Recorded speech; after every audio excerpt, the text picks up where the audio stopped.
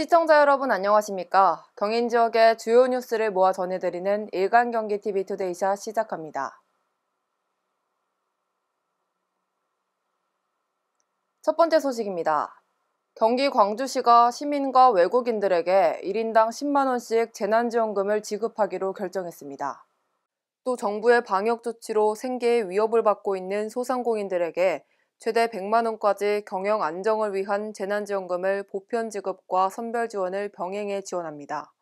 신동헌 광주시장은 오늘 브리핑을 열고 이번 재난지원금이 시민 여러분이 겪고 있는 고통의 위로가 되고 희망과 용기를 드릴 수 있는 마중물이 되길 진심으로 바란다고 말했습니다.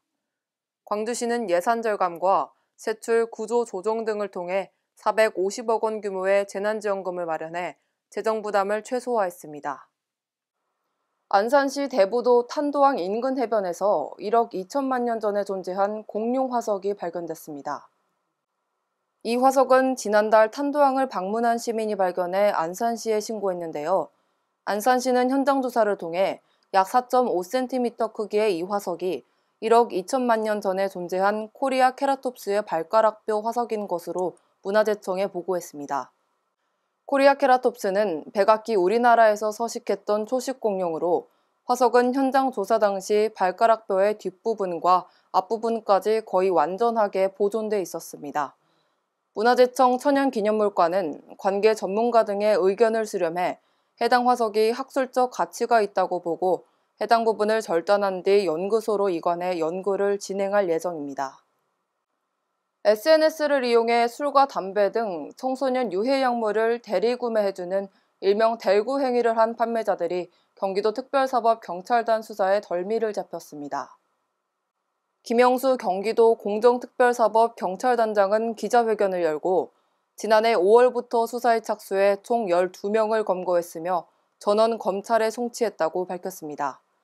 이들은 대리구매를 통해 약물을 청소년들에게 전달할 뿐 아니라 부모에게 들키지 않고 택배를 수령하는 법, 수수료 할인 행사를 여는 등 한 번 구매한 청소년이 지속적으로 재구입하도록 유인했습니다. 또 대리구매를 통해 알게 된 여고생에게 지속적으로 연락을 취하는 등 추가 범죄 가능성도 우려되고 있습니다. 용인 경량전철 주식회사가 승강장 안전문 운영 중 발생한 사고에 대해 사과하고 시민들이 안심하고 경전철을 이용할 수 있도록 최선을 다하겠다고 밝혔습니다. 용인 경전철 승강장 안전부는 지난달 18일부터 운영됐는데요. 열림과 개방불능 등 약 37건의 장애가 생겼고 승객 5명이 다치는 사고가 발생했습니다. 이에 용인 경양전철 주식회사는 안전요원을 역사 내에 배치해 장애 발생 시 승객들의 안전사고를 예방하고 장애 원인 분석과 제어장치 프로그램 수정 개선 작업을 실시해왔습니다. 그 결과 승강장 안전문 장애 발생은 사용 개시 첫 주 37건이 발생했으나 2주차 13건, 3주차 2건으로 점차 감소해 현재 대부분의 문제점이 개선된 상태입니다. 인천 서구가 지난 2018년부터 추진한 불로 문화체육센터와 원당 문화체육센터 착공식을 개최했습니다. 착공식에는 이재현 서구청장을 비롯해 신동근 국회의원, 송충규 서구의회 의장이 참석했습니다.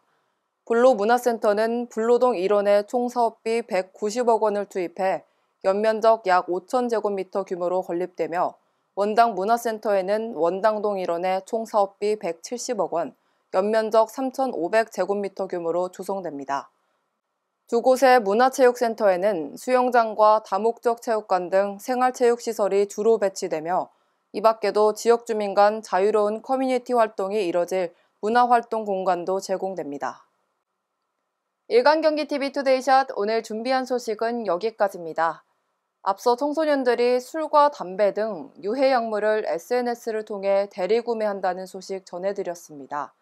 SNS는 군부의 쿠데타에 저항하는 미얀마인들의 절규를 실시간 전 세계에 알리는 소통과 공유의 수단이자 익명성을 무기로 청소년들을 노리는 범죄의 수단이 되기도 하는데요.